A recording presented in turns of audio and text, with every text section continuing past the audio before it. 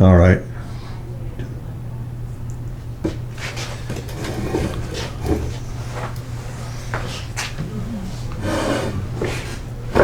Good morning. Good morning. I'm Michael Cook. On September 29th, 2025. I'm with the Nebraska Vietnam Veterans Memorial Foundation's Share Your Story project. Bellevue University is a sponsor of the NVVMF Memorial Park project. And I'm at the Lincoln County Historical Museum with veteran Dennis Miller, who has agreed to share his story for the Library of Congress Veterans History Project and the Nebraska Vietnam Memorial Park Project. Dennis, let's begin with your full name. Full name is Dennis Arthur Miller. Okay. Where were you born, Dennis? I was born in Greensburg, Pennsylvania. Okay. Tell me a little bit about your parents and what were their occupations. My father worked at a dairy farm back there, and my mom worked at a bakery for a while, and that's pretty much where they were when I was growing up. Okay. Do you have any brothers and sisters? Yes, I have one brother and one sister. Okay, and their names? My brother's name is David Miller, and my sister's name is Darlene Miller. Okay. Well, Darlene Krish, I'm sure. I'm sorry. No, that's okay. Did either of them serve in the military? No. No? Okay. No. All right, what school did you attend? High school, college, before you joined the service? I just was in high school, and then I was a year out. I had a pretty good job with a factory in Pennsylvania, and then I knew that I was going to have to do something because I was 1A. Sure. With my physical and everything, so I thought, and my grandfather was in the Navy, and I always liked putting ships together with those kits.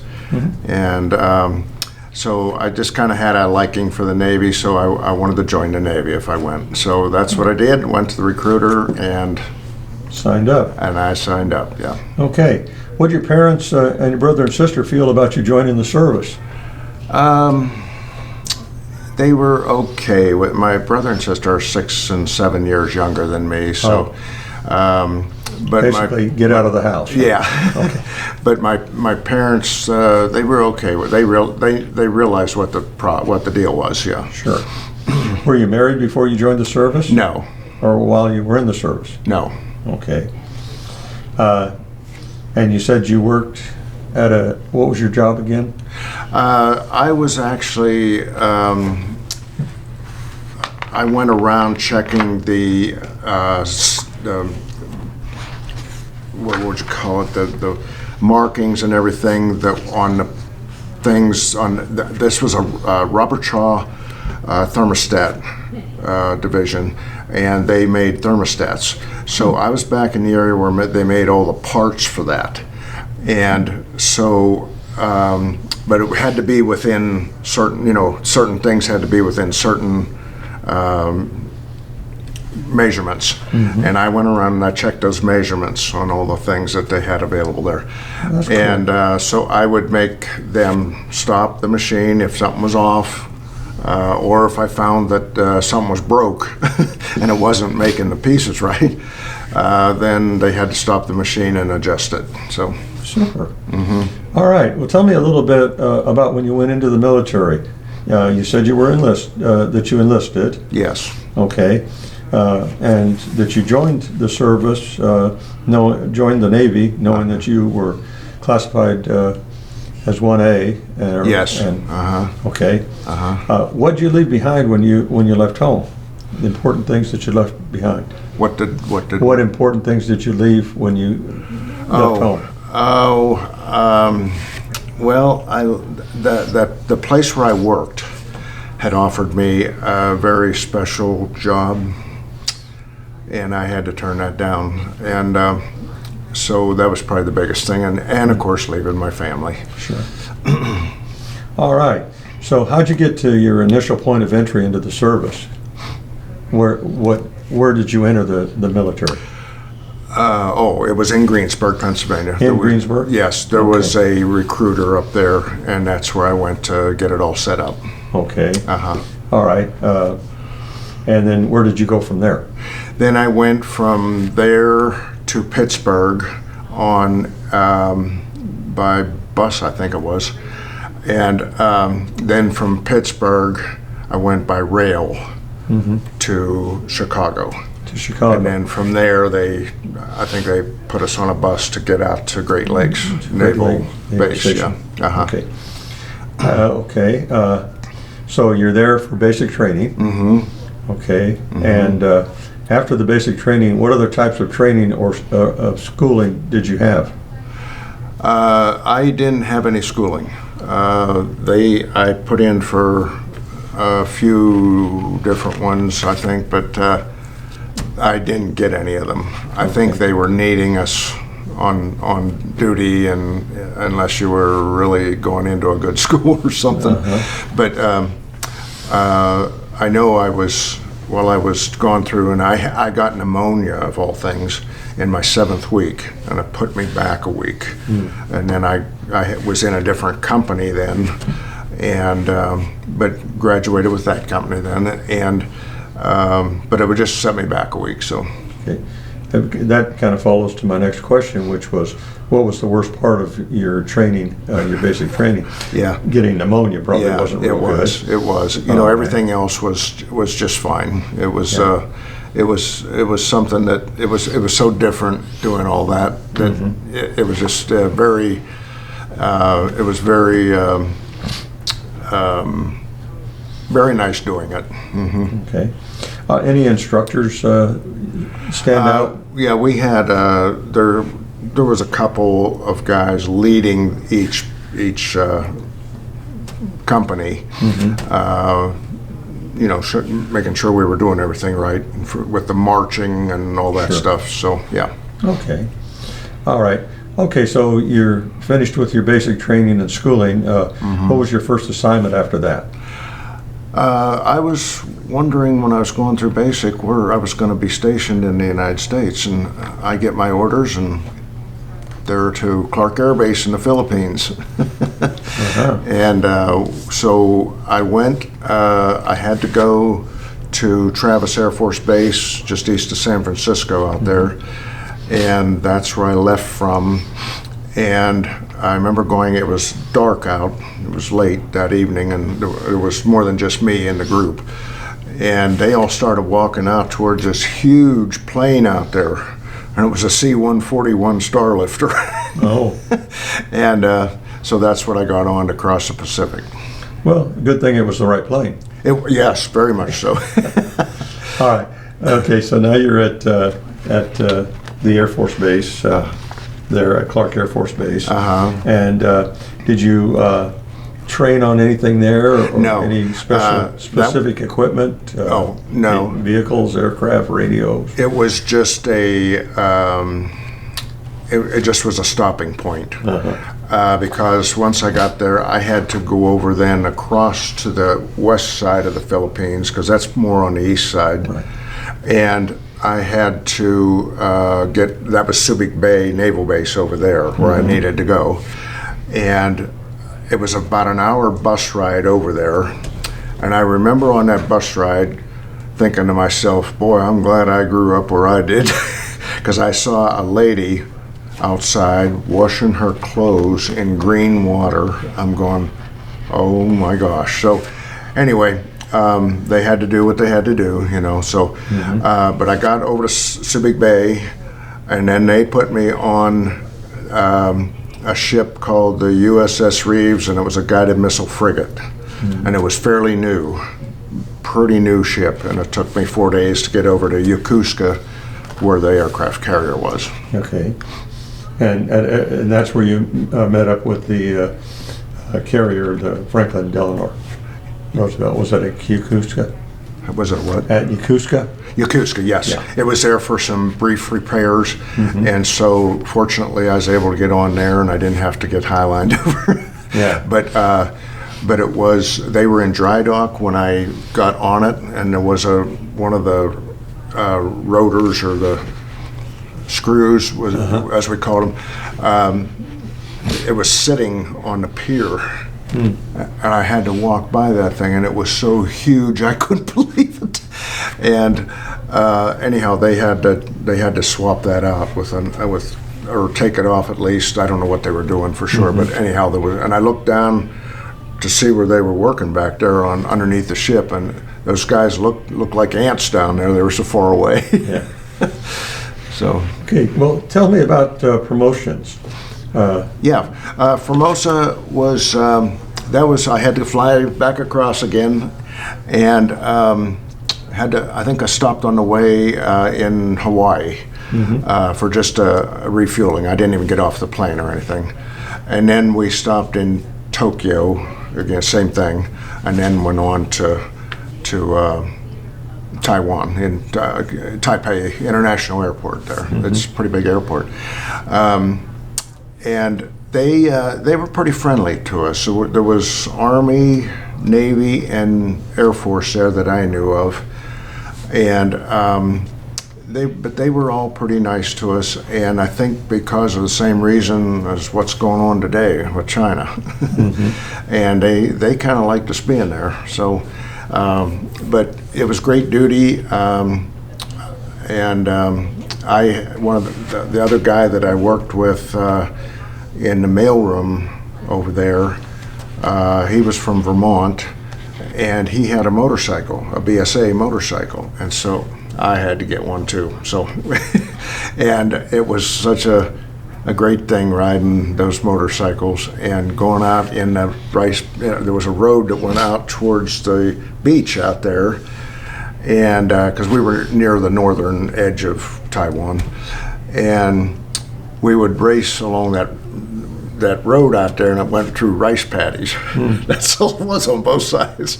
Cool. And so it was pretty neat seeing that too. And sometimes right behind Taipei, there is what they call Grass Mountain. And it's a mountain that's up there, up on top, and the views from up there are just something else. But going up that road, and we had to do a lot of this, turning and weaving and laying into those turns on our motorcycles, and to hear them old pipes roaring back there was pretty neat. Yeah. And is that where you got promoted? No, I actually got promoted to PC3 when I was in the Mediterranean. We were over there for 8 months after Vietnam. Oh, okay. Yeah, and I turned 21 on the way back, I remember, in the middle of the Atlantic, so I couldn't celebrate, but I did when I got to Jacksonville, Florida. Okay. All right. Okay, so I guess the next question I've got for you is, what was the hardest part of the military life for you to adapt to, and why? The hardest part? I adapted pretty well to everything, but probably the hardest part was making sure my uniform everything was okay with my uniform. And it wasn't hard, it was just in the back of your mind, you always wanted to make sure that you looked good. Sure. And so that was probably the biggest thing, yeah. Okay. It was important, because that was important to me. Yeah. And the easiest part of your military life style? Probably going to chow. Okay. We always had when we were in Vietnam, we had 5 different meal times over there, because guys were working around the clock. They had, especially those pilots, they were doing deliveries of missiles and bombs night and day over there. And so, and of course, wasn't just them, it was all the people, a lot of the air wings were busy too, Sure. And even ship's company was busy. Me being in the post office, there was about 10 of us though, taking care of all that, and there was a lot of mail back then, because there wasn't all this electronic stuff to keep in touch with people back home. They got letters. And so we had an awful lot of many bags of mail that we had to sort for 4,000 guys, and it was quite a job.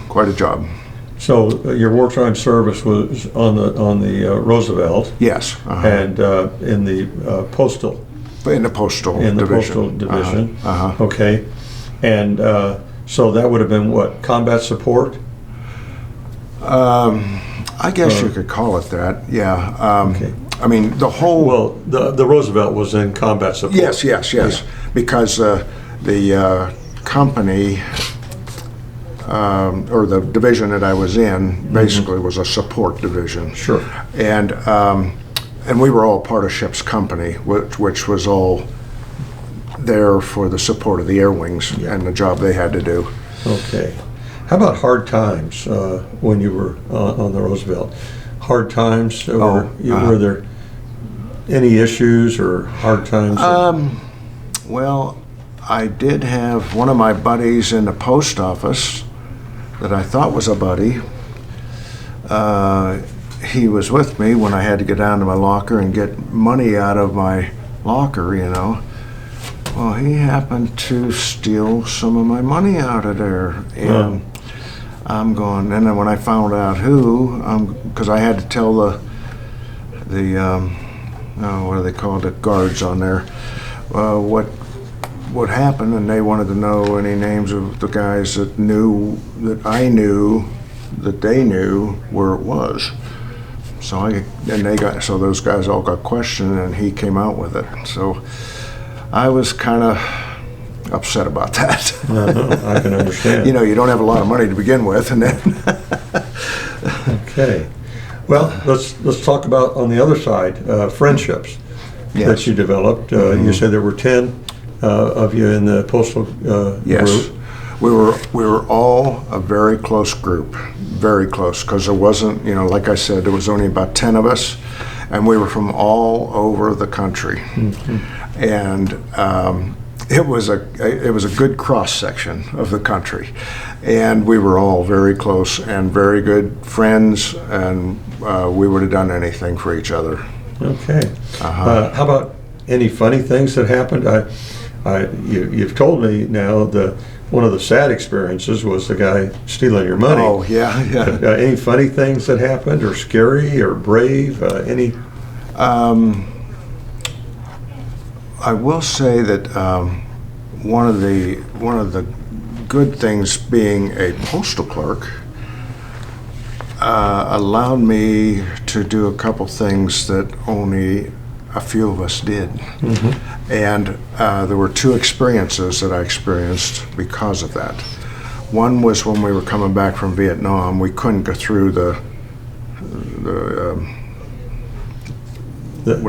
Panama Canal? Well, the other one over there, Suez Canal. Suez Canal, okay. And so we had to go down around Africa and come back up the Atlantic. Oh. Well, we stopped. He's laughing.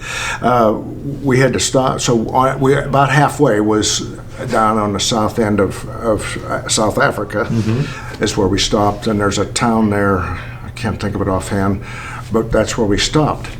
Well, our mail for the ship had been sent there to that location, and so there was me and two other guys got to go over onto the pier and get that mail for the ship.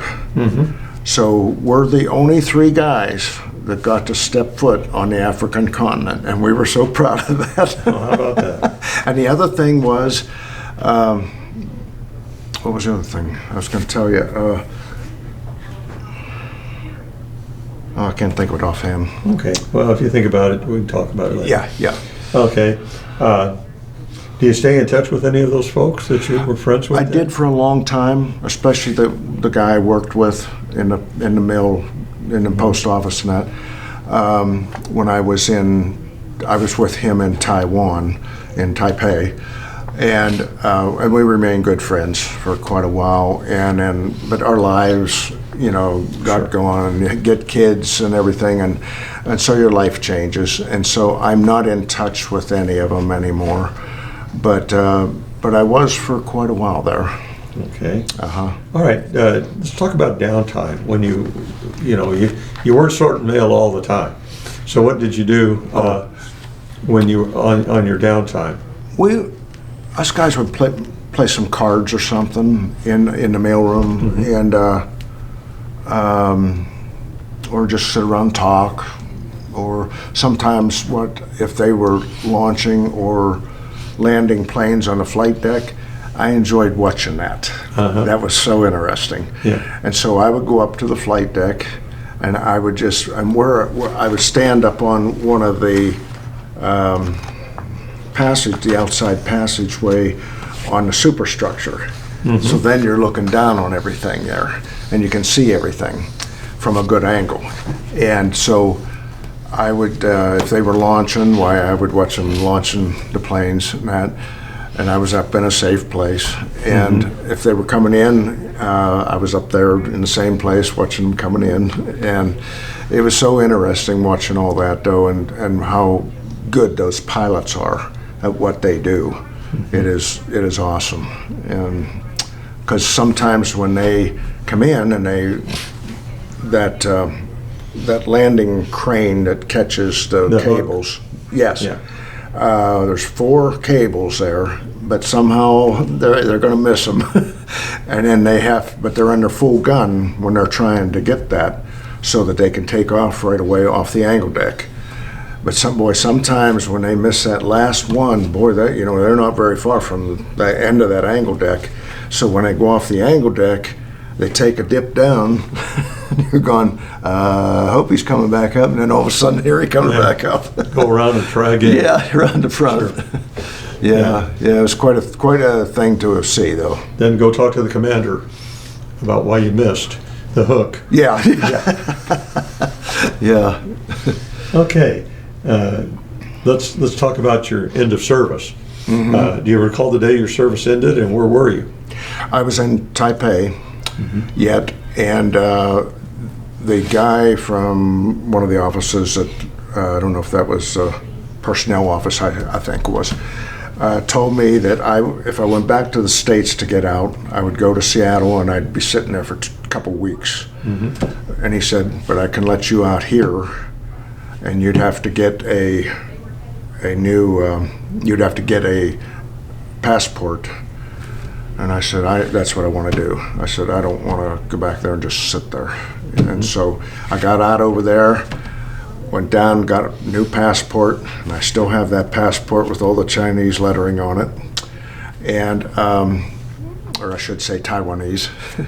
And so I had that I had to show because I wasn't in the military anymore. So I was a civilian the whole way back. So. Okay. So that all went well, and I had to go downtown in Taipei, and this building was huge that I had to go to, and to get that passport. Okay, all right. So now you've left Taipei and you've headed back to the States. Where did you end up in the States? Where did you go to? My mom and dad had divorced right after I left. And so my mom had remarried at that point, and he was originally from Nebraska, and he was a doctor. And so that's where I came back to visit her, and ended up staying here and going to college at UNL. And I had promised myself when I was in Vietnam, and I was kind of having a bad day, and I'm going, how did I get myself into this mess? And so I told myself, okay, I'm going to college when I get out, and I never looked back on that. I got out March 6th, and I was in college in September, and graduated in finance with a financial degree. And then I worked in private accounting for about 4 years, and then I went to public accounting. The rest, like another 44 years. And right after I went into public accounting, I got my CPA then, and I've had that since 1983. So it was quite a deal, and I have to say that having gone to the military first and then gone to college, it helped me get through college, because some of the basic things that you learn, that like you don't stop until you're done, And so that helped me in college. When I was studying for a test or something, I'm going, okay, I can't stop here. I got to be done. And the same with passing the CPA exam. That was tough. And with that background, I made it through. All right. Well, you've answered my next 4 questions, so that's good. We'll move on. Okay. All right. Basically, you indicated there that the service changed you. Yes. In your outlook. That, yes, and my what's the word I want? Confidence. That helped a lot because I became very confident in there. Good. And I probably wasn't quite as confident before I went in, but it wasn't long, especially being over there in Vietnam. You get the sense of all that pretty quick. Mm-hmm. I thought that I was mature for my age when I went over there, but that was a different maturity. All right. Well, let's drop back a little bit here. Your friendships when you were in the service. Mm-hmm. You said you had continued the one friendship for a period of time. Mm-hmm. Any others or anything there? Yeah, I had. There was at least one other one. Let's see, and then no, there's probably 3 or 4 other ones. One of the guys that I worked with in the post office was from the west side of Pittsburgh. And I was about 30 miles east of Pittsburgh, where I was living. Mm-hmm. And so we became good friends because of that, and we could share things that we knew about back there. Okay. The service affects you in any way towards how you relate to other people? I would say it did. I never thought about that, but I would say so, yes. And being able to interact with different people in a mature way and everything, I think that really did help. Yes. Okay. Did you join or do you belong to any service organizations? I belong to the VFW, like I told you, and I also belong to the American Legion. Yes. Okay. How about reunions? Have you ever attended any Yes, reunions? I have gone to the Nebraska reunion since I started with the 30th one, and that was when Lee Greenwood was there, and that kind of I thought I cannot miss that, and there were 3 things that it was the first time for that they wanted to celebrate. One of them was the wall in D.C. I can't remember what the other ones were, but they were very important things. And I think it was maybe it was the 30th year since the end of Vietnam at that point. And anyhow, Lee Greenwood came out, and there was a lot of people at this one. There was probably 200 veterans there, plus wives and family. But he got on the stage and he sang some other songs first, and then he started taking a picture with his camera of the crowd. And he said, I'm taking a picture because my wife wants to see what 200 Vietnam veterans look like in one place. And so then he went into his song, and I can't tell you what it suddenly turned like in there. There was tears in everyone's eyes. My wife had gone out to the car because she wasn't feeling very good, so she missed that part. But I was sitting at the end of the row next to another couple that we had got to know while we were there. And boy, I'll tell you, they were both tears coming, and every face I looked at was the same thing, including me. And it all got to us.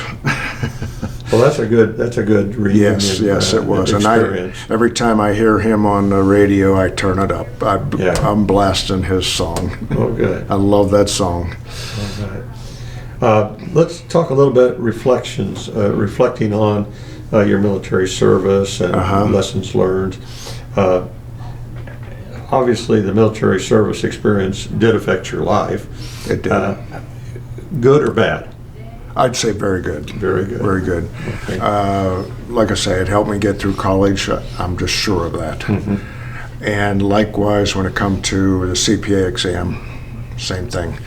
And but even, you know, the other parts of my life, it made me deal with all the things you have to deal with. And of course, I was in the financial field, so it was easier to deal with that because I was in that field. But just taking care of everything that you had to take care of and make sure that you had everything financially set. And I'm the one that has taken care of all that for my wife and I and our kids when they were growing up. And I have to say that it also reflected on my only son also of what I had done. And I owned a CPA firm for a number of years here, and he is now the owner of that CPA firm. So, and he was in the Marines when he grew up to go to the service. He went to the Marines, and he likewise, it has changed his life. But he now owns that firm, and just, what is today, Monday? Just when I got Saturday's mail, our newspaper comes on a Saturday through the mail, and in there was all the places in North Platte and the area where people vote on who's the best one and all that, and our firm was voted the best firm in North Platte. Mm-hmm. And on top of that, he was voted the best CPA, or the best accountant in North Platte. Oh, great! That's great. All right. And they had that last year too, and so this is the second year that they got that. How about feelings towards the military in general? What are your feelings towards the military? I still have a reverence for that, and I got to tell you, I can't remember where this was, but we went to some parade thing. And anyhow, there was a military segment in it, and when they were all done, where they came back and came up to kind of where I was standing up there, and I went to the lady first, and I told her I appreciated her service and that she did a great job, and with the parade and everything. And then there was an officer not far from her, and I went over and I said, "Hi, sir. How are you?" He said, "You don't have to call me." I had my hat on, my Vietnam hat on. And he said, "You don't have to call me sir anymore." And I said, "I know, but I just wanted you to know I haven't forgot." Good. All right. Well, we've talked a lot about your story. How much of it have you shared with your family? I have some with my son because he was in the military, and I felt I could, he would know about what I was talking about mostly. I mean, even though we were in different branches, he still knows what I'm talking about. And even with my two daughters, I've had. They know about stuff too, and they've gone down to Fort McPherson with me. I always go down every Memorial Day, I believe, and go down there for that ceremony. And they would always go with me, and so they know what what that's all about. I've taught them what that's all about, and even with my grandson. He's up by Hot Springs, South Dakota, but he comes down with Grandma and Grandpa a while every year, and especially in the summer here. And he got to go to one of the reunions with me because my wife couldn't go, and so he wanted to go with me, and I thought it was very neat that he wanted to go. Well, the group that sings on Saturday night now, they used to do Friday night, but they're called Taxi Driver, and they're out of Omaha, and they are something else to listen to. They do an absolutely good, and they would not miss that reunion for anything. And so they were there, and the one guy that leads the whole thing, he gave one of the shirts to my grandson to wear, and one of the gals, there was two gals that sang, and then the band was up there, but she came back and she sang right in front of him. And so he felt pretty special. Good deal. And I'm glad that he got to go.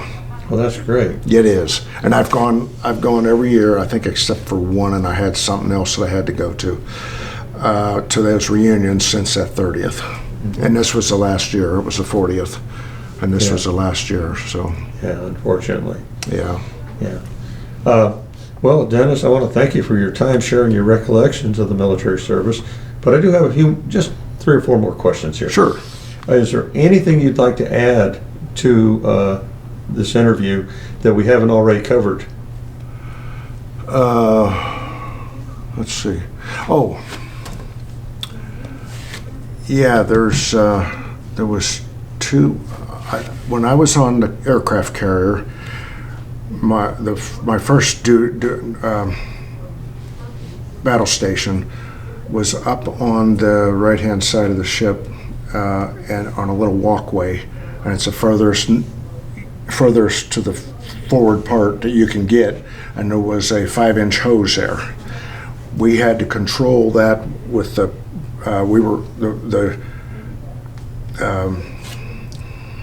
flight deck probably was up to here on us, and so we were there to control any fires that might be up in our area. Well, one day I was there, and we were doing that exercise to, that you want to be ready when you need to be. And I looked across the flight deck a little over on the other side, and they had put this bomb underneath a plane over there. And I was looking at that, and it looked completely different. And I asked the guy next to me, I said, what's up with that bomb that's on there? I said, it's completely different than what I've always seen. They were always green with a yellow ring on the nose. And I said, that one's gray with a red ring on the nose. He looked at me and he said, that's a nuclear bomb. I stood there and I froze for a second. I'm going, oh, please don't drop that bomb off there. And so it was the first time I had actually seen one of those on the ship. They had them. I knew they had them. Mm-hmm. And when I would go on my way from my sleeping quarters down to the mailroom, about halfway, there was always a Marine standing there over this round thing in the floor. It's a hole, and then there was a covering over it. And in that hole, that's why he was standing there guarding that, because that's where the nuclear weapons were. One of the places, not all of them, but one of them, they had nuclear weapons in there. So I always knew when I went by, that's why he was there. Mm-hmm. And the other thing was, I wasn't on the ship very long, and we went through a typhoon over there. And those sights that I saw, because the ship was normally it's pretty still. It moves slightly, real slow, and, it doesn't move much. And that thing was moving around. I thought, I got to go up and see this. So I thought, well, I'll go up in the superstructure where I'm safe. So I did. I went up there, and I finally got up to where there was a portal. I was looking for a portal. And I was probably up about halfway till I got to one of those. And I looked out that portal, and I'm going, oh my gosh. I was looking eye level with one of and they weren't waves, they were swells. Mm-hmm. I was looking eye level with one. And over here, I could see just the partial one, but the window was blocking my view. So I could see there was another one over here, though. And behind that, of course, with that there, I couldn't see this smaller ship back there. And all of a sudden, that thing showed up. And it starts going up over that swell that I was looking at. And I'm going, and he made it clear to the top. I'm going, oh my gosh. And he's sitting up on the top, and they're shooting water clear back. for miles, it looked like. And all of a sudden, down they went, and I'm going, oh my gosh, I can't believe what I just saw. And I might have been the only one that saw it, I don't know, because everybody else was down inside, and I'm going, oh my gosh. And it was like a destroyer. Mm-hmm. And so I thought, the next port I get into, I want to see if I can round somebody. And I happened to run into a guy, and we always had our name of our ship on our sleeve. And he was a DD, I can't remember the name. And I asked him if he was in that typhoon. He said, yes. I said, oh my God. I told him what I saw. And I said, that had to have been you guys. And he said, yep, it was. Yeah, we went over that and went down. He said, we were engineered, the ship was engineered to be over 67 degrees, that it could roll. And he said, we were beyond that. And he said, the only thing we know is it was by the grace of God. And I said, oh my gosh. But along those same lines, when I came back down to get in my rack from seeing this, then I looked forward as far as I could see out that portal to see what the bow of the ship was doing, the flight deck. And it was kind of sitting up a little bit, which I hardly ever saw that. It was always just flat. And it started going down and down, and I'm going, oh my gosh, when is that thing going to... Water started coming up over it. So the water was coming clear up the flight deck.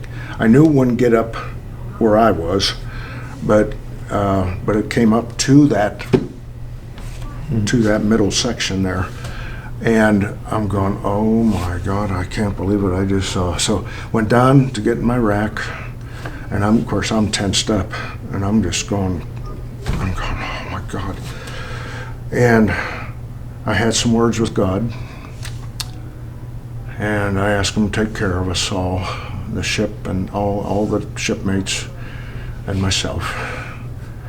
And suddenly I had this calm come over me out of that position where I was, and this calm come over me, and I was out in a few minutes. I was out. And even though you're going through all of this yet, I'm sure I was rolling around in my rack a little bit, but I never woke up until the next morning. And I get up the next morning and I'm going, the ship is perfectly still. I'm going, we must be in port. And a buddy of mine was just getting up too, and I said, hey, were we in a bad storm last night? He said, yeah, like a typhoon. I said, why is it so still? And he said, that's how it works. And he apparently been through one before, I don't know, but anyway,